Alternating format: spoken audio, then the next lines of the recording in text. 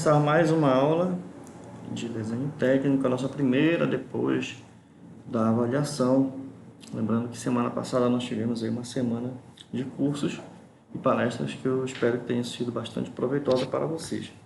Bom, antes de retomar conteúdo novo, vamos passar aqui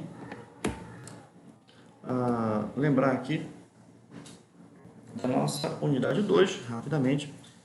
Tá? Hoje nós vamos nos concentrar na seção 2.2, tá? e ver também, fechar a seção, a unidade 2 com a seção 2.3 e 2.4. Na unidade 2.1 nós vimos ângulos, diedros e traçados no primeiro e terceiro diedros. Tá? Então vale lembrar que no Brasil, utilizando as projeções feitas no primeiro diedro, foi colocado um exercício aí no livro, no qual nos pede para fazer a adaptação de um desenho feito nos Estados Unidos, no caso, no terceiro diedro, para adaptar o primeiro diedro, que é o sistema utilizado no Brasil. Tá? Vimos também aí as definições de linhas retas, semi-retas e segmentos de reta. Tá bom? Fizemos um exercício onde nós fizemos essa identificação, o que é reta, o que é semi-reta e o que é segmento de reta. Tá bom? Não vamos entrar aqui neste detalhe para não atrasar a nossa gravação. Tá? Vimos aí os conceitos de ângulo reto, raso, agudo e obtuso, né? Temos que caíram aí na nossa prova. Tá? O conceito de vértice e bissetriz, né? A técnica para se encontrar a bissetriz aqui no desenho da direita é bastante utilizada aí no desenho de retas perpendiculares, de tensão de mediatriz, que inclusive é um desenho que inclusive faz parte do tema de hoje, da nossa aula de hoje, tá? Esse conceito de mediatriz que nós vamos ver mais à frente, tá? Então, procedemos assim, tá? Com os conceitos sobre os diedros, né? Sobre esse plano imaginário de desenho, quando um plano horizontal e um vertical se interceptando verticalmente, tá? Perpendicularmente, perdão, tá? E através do estudo desses planos de desenho, desses planos perpendiculares, é que se estabelece aí a noção de diedros, tá? E a sua aplicação em desenho técnico, né? Então vimos aí as projeções, as vistas ortográficas ou ortogonais, que nós tanto apresentamos em desenho técnico, são oriundas desse processo, né? E aqui nesse slide nós exemplificamos o porquê se utiliza apenas o primeiro e o terceiro diedro nas representações de desenho técnico, tá bom? Então aqui mais algumas explicações de como se procede, qual o raciocínio, tá? De identificação das vistas, ok? A partir da observação de uma figura em perspectiva isométrica, certo? Tá? E em seguida vimos aí a junção de um terceiro plano nesse primeiro diedro, a fim de que possamos representar três vistas ortogonais ou ortográficas de um dado objeto tridimensional. Tá? Então aí nós temos aí algumas explicações, alguns desenhos representativos mostrando como se dá esse processo. Tá? Essas aulas, as aulas anteriores, né, foram gravadas também. Vocês podem fazer essa revisão através dessas aulas, para nós não nos aprofundarmos mais aqui. Também esse slide aqui, ao final da aula, vou passar para o formato PDF e deixar um link lá no AVA para vocês baixarem esse material, esse slide, tá bom? Então aqui mais uma representação do diedro no desenho no terceiro diedro, tá? A sua representação, a diferença de um método para outro método, no método americano, método europeu, tá? O método europeu também é o mesmo método utilizado no Brasil, ou seja, representação no primeiro diedro, e vocês estão vendo aí a diferença, basicamente, de posicionamento das figuras, tá? Fizemos este exercício de identificar as vistas ortográficas para cada uma dessas figuras em perspectiva isométrica aí à esquerda. Então, cada uma dessas figuras numeradas, 1, 2, 3 e 4, tem a sua representação. E a pergunta foi que vocês identificassem primeiro o método de desenho, se é no primeiro ou no terceiro díedo. Então, pela representação que nós vemos aqui, né, o nosso desenho visualmente se parece com esse. Os nossos exemplos aqui parecem com esse. Então, só nessa identificação, sabemos que aqui se trata de uma representação no primeiro díedo, onde essa primeira vista aqui é a vista frontal, logo abaixo tem a vista superior, e do lado direito a vista lateral. Vocês identificaram? Tá? Aí estão as respostas, vocês podem ver com o vídeo pausadamente, caso tenham dúvida. Tá? Então, foi passado esse exercício. Esse é o exercício que consta lá no nosso livro didático. Tá? Só um momento.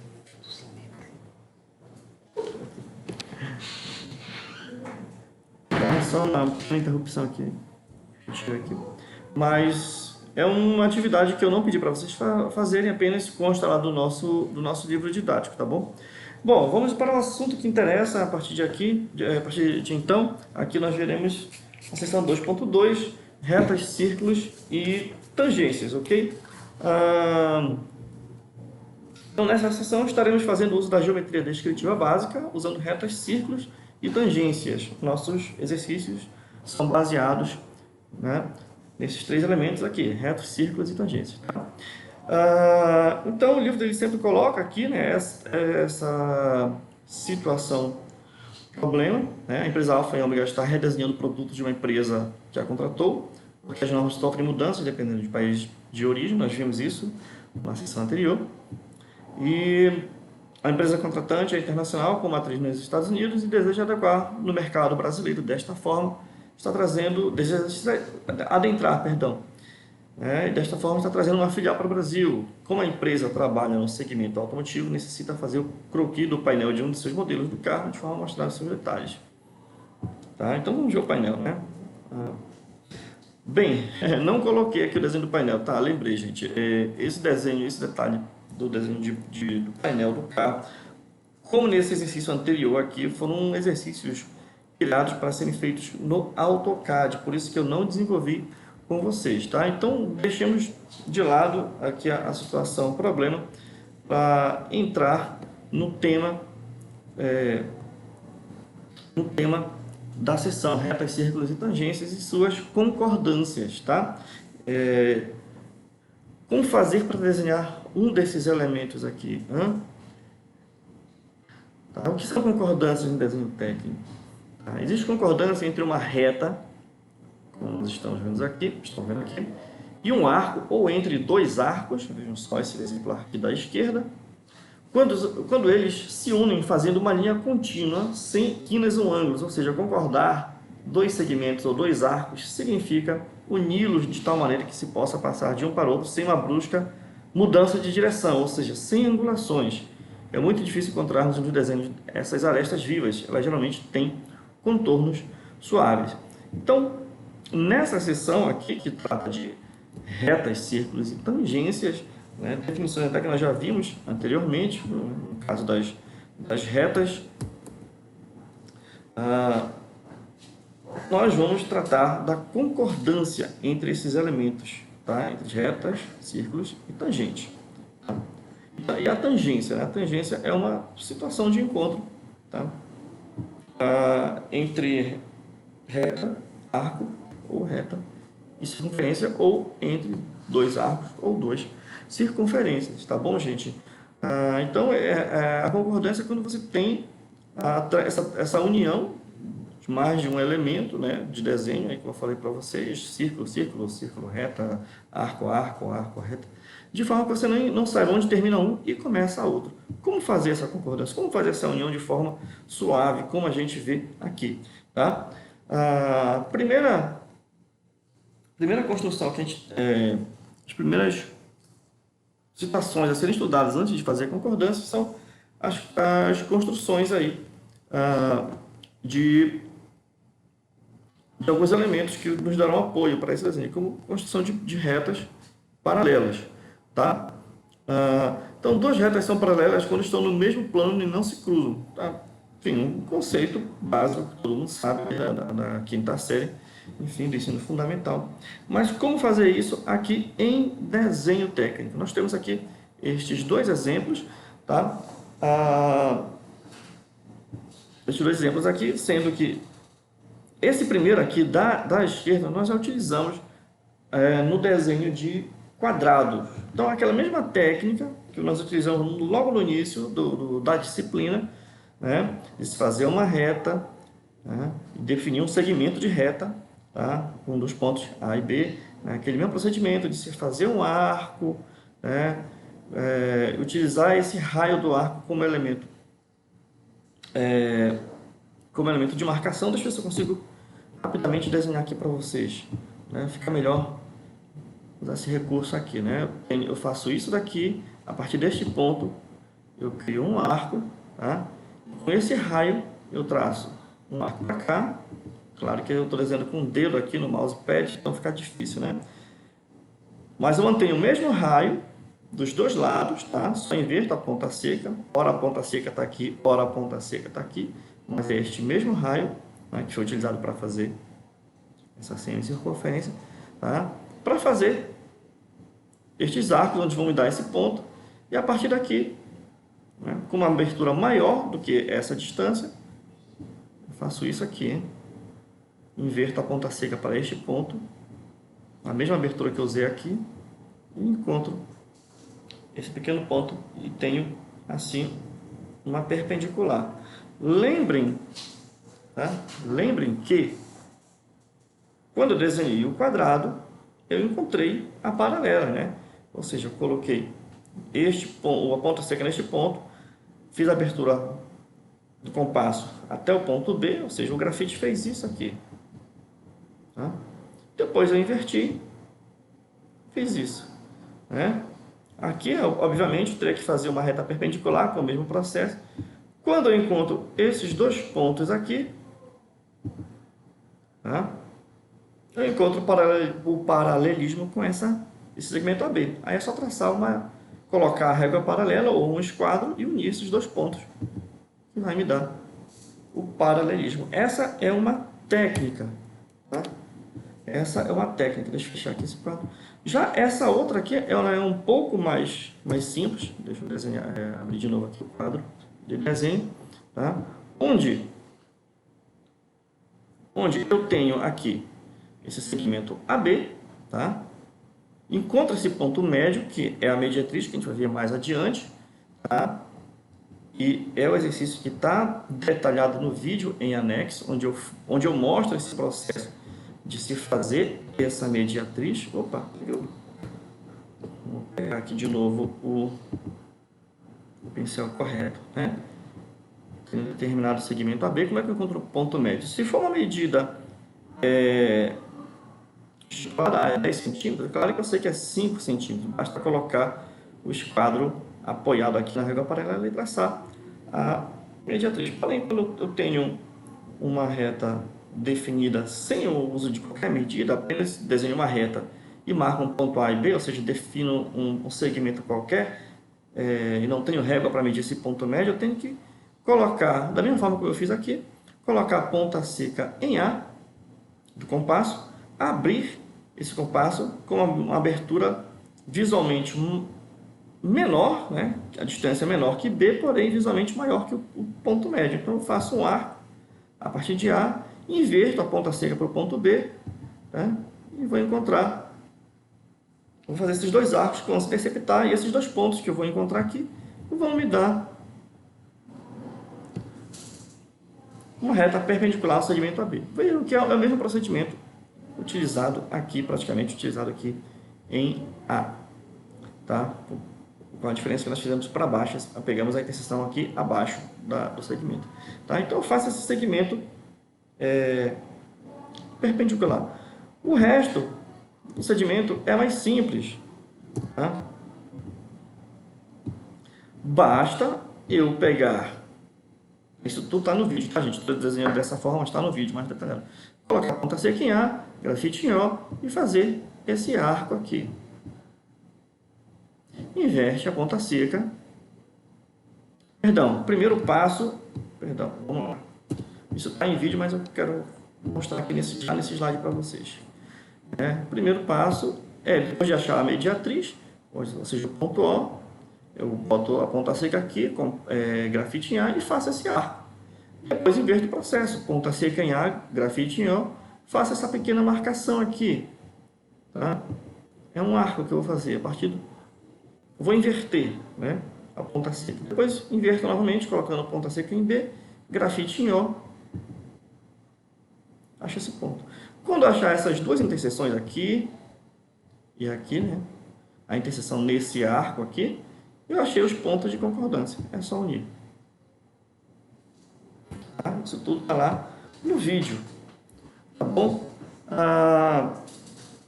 Aqui também é um procedimento bem semelhante. Não tem esse no vídeo, mas eu vou explicar aqui, né, para fazer uma perpendicular. Duas retas são perpendiculares quando são concorrentes, ou seja, com um único ponto em comum, que é esse ponto aqui, onde faz a cruz. Tá? Formam 4 ângulos retos, 4 ângulos de 90 graus. Então, eu defino um ponto no papel, né? Vamos novamente, esse aqui não tem no exercício, tá? Vocês vão fazer só o exercício que está lá nos vídeos, porém, eu vou exemplificar isso aqui para vocês. Tá? Primeiro, eu defino um ponto P, tá? Traça-se de um ponto P um arco com raio qualquer. Vou abrir o meu compasso e fazer um arco qualquer. Então, bem parecido, né, gente? Intercepção da reta R. Sim, tem. Claro, antes de mais nada, tem uma reta aqui já feita. Então, eu vou definir um ponto qualquer acima dessa reta e traçar um arco, que vai interceptar a reta nos pontos 1 e 2, como vocês estão vendo aqui. Então, o que vocês vão fazer aqui? Determinar a mediatriz. A partir do ponto 1 e do ponto 2, eu vou fazer aquele mesmo procedimento de criar arcos, né, com abertura maior que raio, menor que a distância entre os dois. Eu vou achar esses pontos que vão fazer essa união aqui. Tá? A título de curiosidade de treino, eu aconselho que vocês tentem fazer esse exercício, mesmo que ele não esteja na lista dos exercícios em vídeo, apenas de título de conhecimento e de aprendizagem. Né? De pontuação não, a pontuação está apenas nos exercícios que eu passei em vídeo para vocês, tá bom? As pontuações para a próxima avaliação. Tá? Aqui, novamente, o processo da mediatriz, que está em vídeo e que vocês já viram lá no primeiro exercício que eu demonstrei. Tá? A definição de mediatriz, né? Dividir em meio um arco com um segmento de reta conforme o procedimento. Passamos para a construções geométricas fundamentais, no caso das tangentes.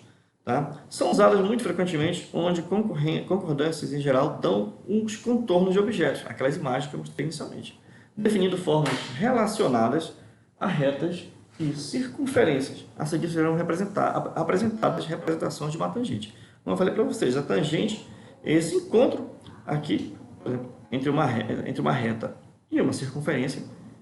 Tá?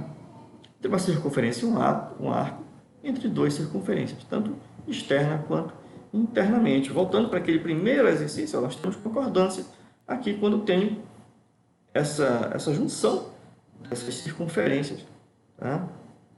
Sem um encontro, sem você ver exatamente onde uma começa, onde a outra termina, tá? Essa junção suave, mesma coisa aqui. O nosso exercício de concordância, o primeiro exercício, também está em vídeo, tá? Diz respeito a essa concordância aqui. Como fazer uma concordância entre uma circunferência e uma reta. Tá? Então, tem aqui todo o procedimento, né? É um procedimento para se traçar um ponto P, que é esse aqui, externo a um círculo. Né? Você pode fazer esse círculo com qualquer tamanho. Tá? Para fazer essa tangente do ponto P, uma reta, um segmento. Tá? Aliás, uma semi-reta. Tá? Começa no ponto P, não termina. Se você considerar do ponto P a ponto T, você tem um segmento. Então, vamos considerar uma semi-reta, porque não termina no ponto P, ela continua. Tá? Tangente aí a essa circunferência de raio O. Então, a primeira coisa, escolher um local externo aqui para traçar o ponto P. tá? Você vai traçar um segmento aqui até a circunferência, até o raio, ó, dessa circunferência, tá bom? Você vai obter esse ponto médio, ou seja, você vai obter a mediatriz, você não sabe, né? Suponha que você esteja fazendo aleatoriamente, fez uma circunferência com um raio qualquer, colocou uma distância qualquer, sem usar régua, para definir essa medida, e esse é o objetivo do exercício, fazer sem medidas, você coloca a uma distância qualquer, esses dois pontos, faz a ligação entre os dois, e usa o processo de mediatriz para encontrar o ponto médio. A partir desse ponto médio, você faz esse arco, tá? Você faz esse arco vai interceptar essa circunferência maior num determinado ponto, e é esse ponto que vai ser o ponto da tangência. É só traçar uma linha, desenhar uma linha passando por esse ponto aqui e prolongando. Esse é o ponto T da tangência. Isso está em vídeo para vocês. Eu fiz aqui um esboço, mas não vou nem comentar esse esboço. É um passo a passo do que eu falei inicialmente para vocês. Círculo, ponto fora do círculo, faz a união, acha aqui a mediatriz, faz o arco, encontra esse ponto tangente, depois... Isso está explicado no vídeo. O segundo procedimento é traçar procedimento para traçar a tangente externa comum a duas circunferências. Veja só, eu tenho duas circunferências, tamanhos diferentes, distintos, porém eu tenho uma reta tangente, um segmento AB, tá, tangente às duas circunferências, tá bom? Como é que eu vou fazer isso? Tá? Aqui tem um passo a passo. Tá? Eu vou encontrar a mediatriz do segmento 01, 02. Tá? Então, primeira coisa, aí eu vou ter que usar... Vocês podem ler isso aqui com calma. São três possibilidades de fazer esse exercício. A primeira é observar esse desenho e ler esse procedimento aqui, né, que eu vou falar para vocês agora. A segunda é apenas ver o vídeo. E a terceira é olhar esse esboço que eu fiz aqui, a caneta, e escaneei. Então, vou começar com esse daqui.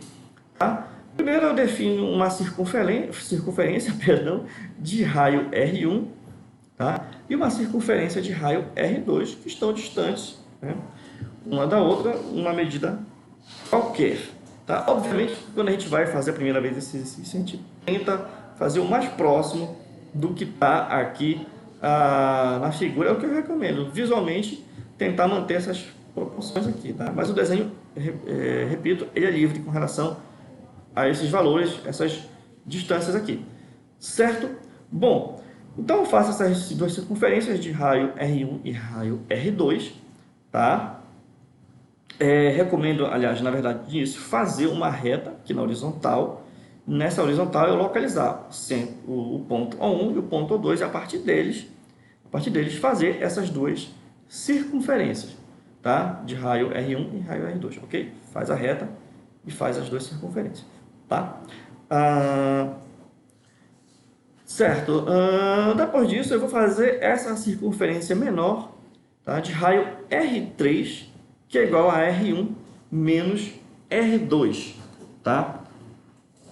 Aí fica difícil, como é que eu vou saber qual é o raio dessa figura aqui, R3, se eu não medir para fazer a circunferência de raio 1 e de raio 2? Aí eu venho para o meu esboço, tá? Fiz aqui embaixo, olha, no cantinho esquerdo inferior, uma reta, tá? Onde eu peguei o compasso, a abertura do compasso, coloquei um ponto aqui em comum, tá? E abri. Daqui até aqui, eu fiz uma abertura do compasso e marquei essa distância, ou seja, marquei aqui nessa reta o tamanho do raio R1. No mesmo ponto de origem, aqui à esquerda, coloquei o meu compasso aqui, ó, transferi essa abertura da R2 para cá, para esse mesmo ponto de origem, e tracei a R2. Então, R1 menos R2, né? Esse ponto que eu encontrei aqui do R2 dentro do R1, né? R2 é menor que R1, tá? Você tem que lembrar isso.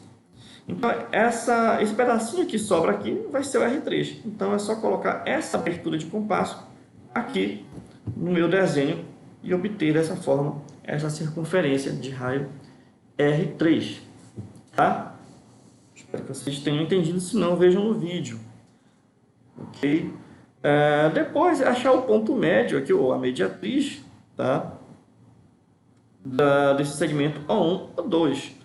Tá? Acha esse ponto M, tá? E vai transformar ele num raio de uma nova circunferência, ou apenas uma semicircunferência, só metade, né? Esse arco aqui. Então você bota a ponta seca aqui, grafite em O1 ou O2, tanto faz, e faz esse movimento aqui. Tá? Beleza, fez isso, você vai encontrar um ponto de interseção aqui na circunferência de raio R3. Esse ponto vai ser chamado de T1.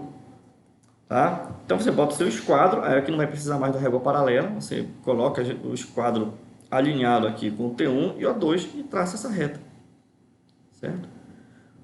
Com o apoio do outro esquadro, você vai desenhar esse segmento AB. E isso eu demonstro aqui, ó, bem aqui, ó. Tá? Um vai ficar fixo e o outro vai mover. Tá? Para fazer esse segmento aqui, ó, você tem que usar um par de esquadros. Tá? Nesse ponto é melhor que vocês vejam o vídeo pelo menos para esse final. Tá? A seção 2.3, antes de passar para a seção 2.3, então nós temos esse exercício, esse outro aqui, 2 exercícios, né? Qual que nós temos? O da mediatriz, são 3, acho que são 4 exercícios, tá? São 4 exercícios. Ok? Um é da reta, exatamente, é isso. Um das retas paralelas, um da mediatriz, e os outros dois com concordâncias de reta com circunferência e reta com duas circunferências, com concordância de tangente. Tá bom? Passando aqui para o nosso conteúdo 2.3, que fala sobre tipo de linha, essas duas sessões aqui elas são bem rapidinhas com relação aos conceitos. Os exercícios serão aplicados depois. Tá? Então, a gente vai falar sobre quando usar um tipo de linha, quando usar outro, de acordo com as normas técnicas. Certo? Como você já sabe, o desenho projetivo é aquele que permite desenhar objetos ou peças como eles são a realidade e permite sua posterior construção em oficinas e indústrias, por exemplo. Né? Com o apoio do desenho projetivo, como apoio ao desenho projetivo, vamos abordar nesta seção os tipos de linha, suas características, aplicações e associação ao tipo de lápis e grafite. Estes assuntos são utilizados diretamente na qualidade do seu projeto de engenharia. Tá? Não vou ler aqui a situação problema, que eu não estou utilizando a situação problema, porém, nessa imagem aqui já mostro para vocês quando utilizar, por exemplo, linhas contínuas e linhas tracejadas, né? E linha traço ponto.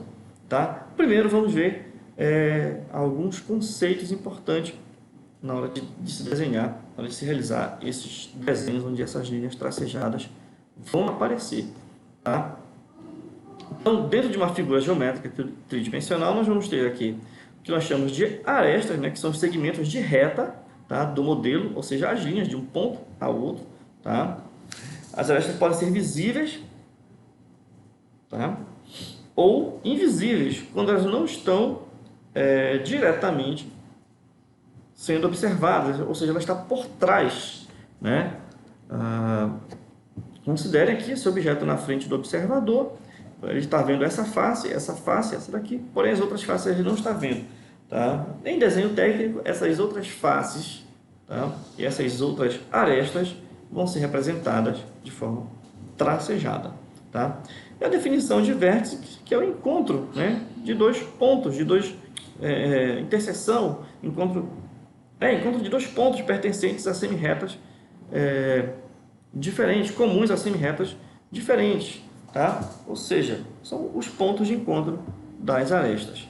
Tá?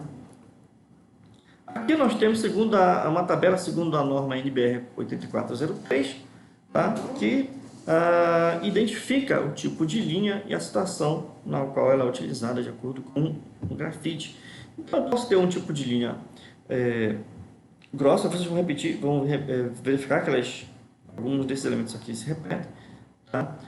Ela pode ser grossa ou contínua quando eu estou vendo arestas e contornos visíveis, como foi o exemplo abaixo, né? Pode ser um grafite da família B, aqui no caso está exemplificado com 2B. Quando eu vou fazer um corte de desenho, eu uso esse traço ponto, também visíveis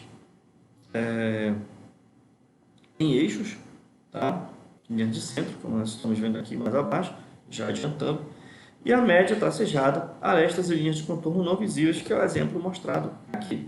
Tá? Então, numa espessura mais fina, HB. Então, tudo que é da família B, ela dá mais destaque no desenho, na representação gráfica.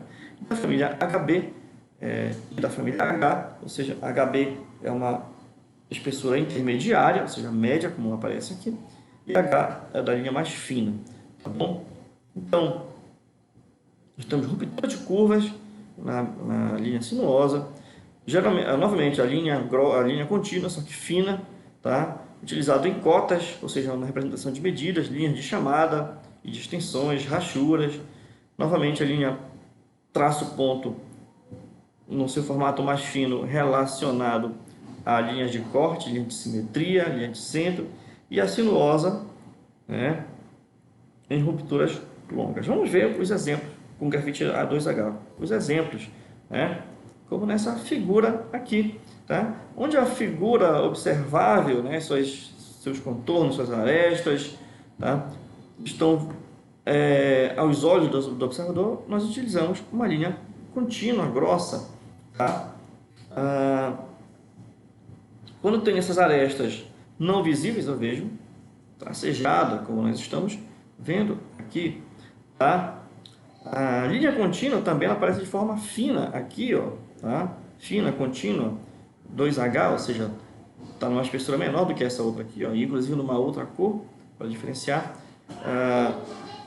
que nós estamos vendo aí rachuras. Aqui no caso rachura, eu estou vendo aqui linha fina em cotas, ou seja, identificação de medidas, linhas de chamada, como são essas aqui, onde tem a setinha e um determinado código, tá?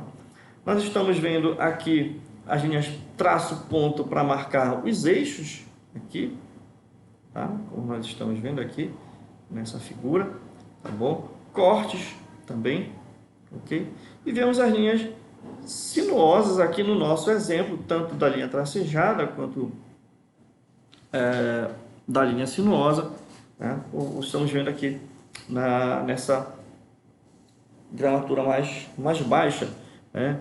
Aqui no caso identificando os cortes aqui nesse zigue-zague. Não temos aqui nenhum elemento de ruptura, tá? Uma ruptura curta aqui, tá? Para mostrar um detalhezinho aqui da figura.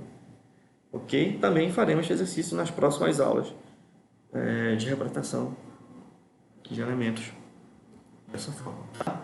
Aqui são só algumas orientações, tá? de como fazer corretamente o uso dessas linhas. Tá? Então, nas extremidades, tá? É aconselhável que esse tracejado encontre, ou seja, ele apareça perpendicular à aresta. Tá? Veja só, esse aqui é a maneira certa, esse aqui é a maneira errada. Isso no computador fica mais fácil de configurar, né? Mas à mão nós precisamos ter essa noção no desenho à mão livre, ou com desenho à mão livre, não, desenho com instrumentos técnicos, né? E ter essa atenção na hora de fazer essa configuração no computador, que muita gente passa batido nisso. Tá? Então, está aqui o cruzamento de arestas e contornos não visíveis em figuras tridimensionais. Dessa forma aqui eu tenho que ter esse vértice aqui, comum, né? Visível. E a ordem de prioridade das linhas eu tenho que representar primeiro as arestas invisíveis, depois as arestas e contornos não visíveis na tracejada, superfície de corte, né, traço ponto, estreita, linha de centro de gravidade, linha de cotas e auxiliar. Tá bom? Então, por exemplo, nesse elemento aqui, para exemplificar, esse desenho aqui, para exemplificar essa prioridade das linhas numa figura tridimensional, tá? Ao desenhá-la na sua vista frontal, na sua vista superior e vista lateral, eu vou ter que fazer uso dessas linhas. Porém, na vista frontal, primeiro tipo de linha a ser utilizado é a linha contínua, ou seja, para definir os contornos da figura, né? E aqui o meu tem um furo representado por essa circunferência. Feito isso, né, definida a figura, aí sim, as linhas tracejadas, tá? Traço ponto, linha sinuosa, são complementos da figura contínua, em termos de representação. Então, primeiro eu faço isso para depois fazer a linha de simetria, tá? Que são mais finas, traço ponto. Olhando a figura de cima, você observa que eu vou ver essa parte inclinada, que está aqui marcada mais escura, e essa parte reta aqui em cima. Toda essa parte, aqui cinza mais claro, é a parte de cima dessa figura. Porém, gente, eu tenho que representar essa circunferência na vista superior. É um furo. Como é que eu represento esse furo visto de cima? Tá? Vou usar um tracejado, ou seja, olhando de cima, não vejo esse furo, mas eu represento através desse tracejado, ou seja, o tracejado indica que tem um elemento não visível aqui nessa vista superior, tá? E quando trata-se de um furo, eu tenho que fazer essa linha de eixo, traço, ponto, tá? Linha de eixo, como vocês estão vendo aqui, linha de simetria, tá? Também sempre passando do desenho, como vocês estão vendo aqui. Mesma coisa acontece na vista lateral, olhando-se daqui, tá? Vou ter essa face aqui no formato retangular e a face inclinada aqui em cima, tá bom? Então, da mesma forma, ó, vejam só a direção do furo aqui do lado, né? Tracejado, indicando esse furo. Olhando daqui não dá para ver o furo rasgando toda essa peça, então, mas eu vejo a sua projeção. Linha tracejada. E a linha de eixo, traço ponto, ó, mesma direção, ó. Se eu colocasse uma régua aqui, ó, tá totalmente alinhado. E o desenho passando um pouco, tá bom? O que são as linhas de chamada? São linhas que são utilizadas para especificar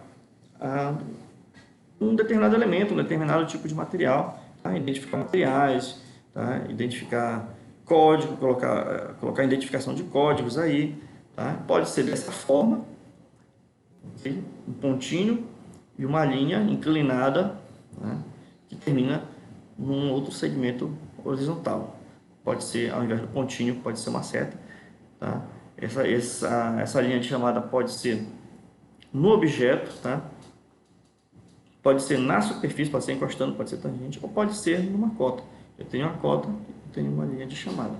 A cota nada mais é do que essa representação aqui, onde eu coloco a medida do desenho, tá? Tenho aqui um pequeno exercício, tá? Esse exercício eu peço que vocês deem uma pausa no vídeo, peguem uma folha de papel e façam um esboço. Não tem medida, vocês apenas vão fazer um esboço de como seria essa vista frontal, tá? Esse exercício vocês vão fazer no papel, tá? Não vai ser entregue esse, né? Não vai ser avaliativo. Isso aqui seria um exercício que eu sempre passo em sala de aula, na aula presencial, onde eu peço para faça essa interação, peço para o aluno ir no quadro, desenhar, tá? Mas eu peço que vocês façam esse teste em casa, no papel, e façam esse esboço, tá? Então, como seria a vista frontal dessa peça em relação às suas linhas tracejadas? Tá? A resposta seria essa daqui. Esta seria a sua vista frontal. Estou olhando essa figura a partir desse lado aqui, vou ver a projeção deste furo com a linha de eixo, e aqui esse corte que tem aqui na lateral, né, vai aparecer desta forma aqui, tá? Analise com cuidado, com calma, tá? Essa aqui é muito fácil, essas duas aqui são bem... Essa aqui principalmente é mais fácil, porque a vista lateral, como é uma figura bem simétrica, basicamente a vista lateral vai ser muito próxima à vista frontal, só na sua dimensão, que ela é mais estreita olhando pela vista lateral, né, do que na vista superior. Então a diferença vai ser apenas nessa largura aqui, tá? Já coloquei a outra figura, a vista superior. Então, façam aí, aqui eu coloquei uma figura tridimensional, aqui eu já não coloquei. Aqui são dois exercícios. O primeiro que eu peço para vocês é que vocês tentem fazer essas vistas sem olhar para o slide seguinte. Tá? Faço uma pausa aí no vídeo, tá bom? E um terceiro exercício, um exercício bem bacana, né? Seria fazer a perspectiva isométrica, mas enfim, nós vamos ver depois, né, esse assunto. Tá? Finalizamos a unidade 2 com a seção 2.4. Claro que finalizamos a parte teórica nas outras aulas. Na próxima aula nós teremos exercícios, tá? Mais uma vez, aqui, né,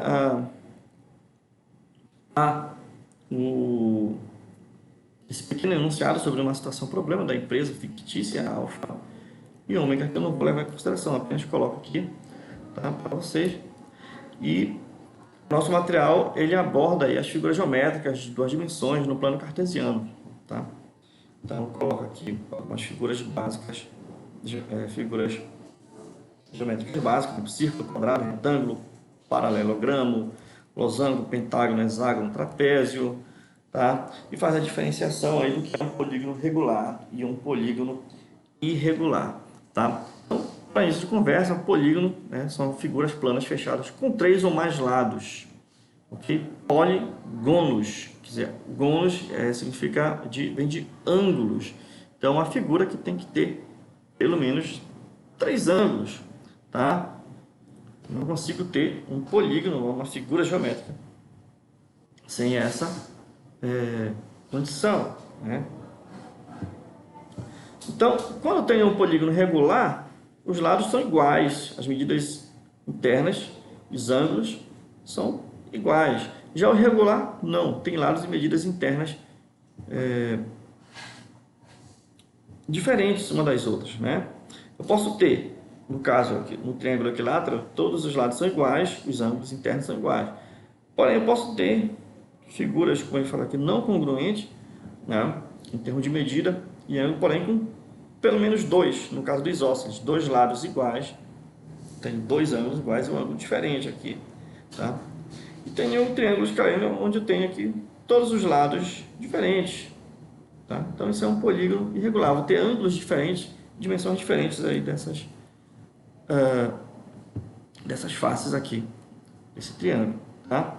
Aqui é uma tabela com a somatória dos ângulos internos de cada um dos polígonos, de acordo com o número de lados, tá? O valor interno de cada ângulo, tá? Então, você tem aqui o total e aqui o parcial, certo?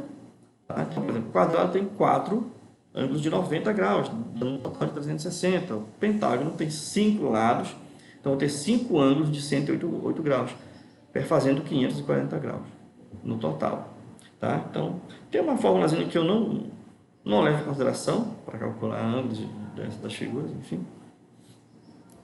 Nem vou abordar isso daqui. Tá? E o sólido geométrico? O que é o sólido geométrico? Né? Também chamado de figura geométrica espacial.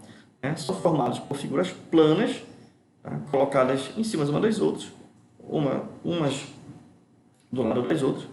E tem 3 dimensões. Okay?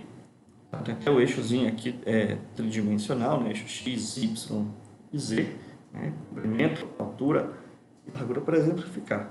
Tá? Então, nós temos aqui alguns sólidos geométricos para representar, para demonstrar esse conceito. Tá? Nós temos aí a pirâmide, sólido de revolução e o prisma.